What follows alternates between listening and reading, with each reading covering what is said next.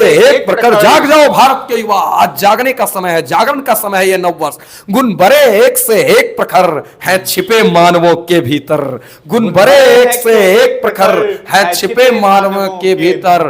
ठम ठोक खेलता है जब नर पर्वत के जाते पांव खर, ठम ठोक खेलता है जब नर पर्वत के जाते पांव कर। और कभी कहते हैं कि सुरमा नहीं विचलित होते, क्षण एक नहीं धीरज खोते, सुरमा नहीं विचलित होते, क्षण एक नहीं धीरज खोते। विघ्नों को गले लगाते हैं, कांटों में राह बनाते हैं, जो आ पड़ता सब सहते हैं, उद्योग निरत नित रहते हैं, जो आ पड़ता सब सहते हैं, उद्योग निरत नित रहते हैं। और कभी कहते हैं कि ठम ठोक खेलता है जब नर, ठम ठोक खेलता है जब नर पर्वत के जाते पांव खर। मानव जब जोर लगाता है पत्थर पानी बन जाता है, मानव जब जोर लगाता है पत्थर पानी बन जाता है। मेहंदी जब सहती है प्रहार बनती ललना का वो श्रृंगार, मेहंदी जब सहती है प्रहार बनती ललना का वो सहार, बनती ललना का वो श्रृंगार।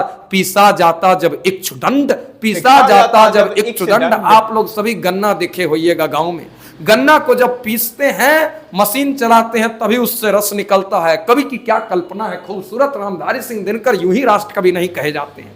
क्या कहते हैं, कहते हैं कि पीसा जाता जब इक्षुदंड, पीसा जाता जब इक्षुदंड, बहती रस की धारा अखंड, बहती रस की धारा अखंड। इसलिए आप लोग भी इस अखंड भारत के सेना है, और अखंड भारत के सेना अपनी शौर्य से, अपनी हिम्मत से, अपनी मेहनत से और अपनी कामयाबी का ऐसा इतिहास लिख कर दिखाइए कि आपके न रहने के बाद भी दुनिया आपको याद करते रहे, दुनिया कहे कि क्या व्यक्तित्व था, क्या आदमी था। वास्तव में ऐसा कहा जाता है कि व्यक्ति की पहचान जन्म से होती है, लेकिन मेरा ऐसा मानना है व्यक्ति की पहचान उसके जन्म से नहीं उसके मृत्यु से होते हैं।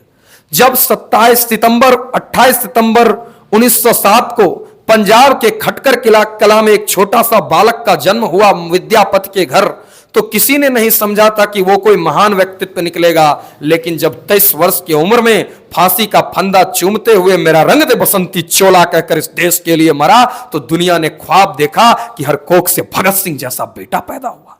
जब एक साधारण सी रामेश्वरम के नदी के किनारे एक मल्लाह का बेटा पैदा लिया, तो कोई नहीं जाना था कि व्यक्ति इतना प्रभावकारी बनेगा। लेकिन जब 84 वर्ष की उम्र में इस देश को छोड़कर गया, तो दुनिया ने ख्वाब देखा कि हर घर में, मेरे घर में missile man doctor APJ Abdul Kalam पैदा हुआ।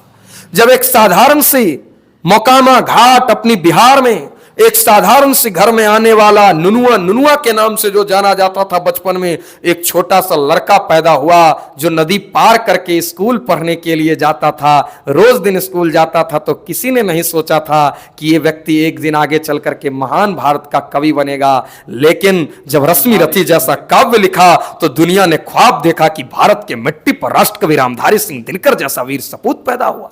जब एक साधारण से वेश में बनारस से 4 मील की दूरी पर लम्ही गांव में एक साधारण सा किसान का लड़का पैदा हुआ, तो किसी ने नहीं सोचा कि ये लड़का आगे चलकर इस देश के लिए कुछ करेगा, कोई जानता तक नहीं था। लेकिन याद कीजिए, जब वही लड़का जब इस देश के लिए प्रेम गोदान जैसा, प्रेम प्रवास जैसा, कर्मभूमि जैसा, पंच परमेश्वर जैसा उपन्यास लिखकर गया, तो दुनिया ने ख्वाब देखा कि उपन्यास लिखने वाले तो बहुत हुए, लेकिन उपन्यास सम्राट के रूप में जब जब नाम आएगा तो केवल और केवल मुंशी प्रेमचंद का नाम आएगा। मुंशी प्रेमचंद के रूप में देखा, जब एक साधारण से बालक के रूप, जब बालक के मन में जब इच्छा शक्ति हो जाती है कि हम कुछ करें, तो वो साधारण से घर से जरूर आता है। लेकिन एक साधारण से बालक जब मैट्रिक के एग्जाम में सेकंड करता है और सेकंड डिवीजन होता है, तो दुनिया ने दुनिया कुछ नहीं समझता था कि ये व्यक्ति एक दिन इस देश के लिए ये करेगा। लेकिन वही व्यक्ति जब लगातार अपनी क्रिकेट में अपनी प्रतिस्पर्धा को दिखाना शुरू कर दिया, तो वो व्यक्ति एक दिन गॉड ऑफ क्रिकेट के रूप में जाना गया, जिन्हें दुनिया ने ख्वाब देखा कि सर सचिन तेंदुलकर पैदा हुआ।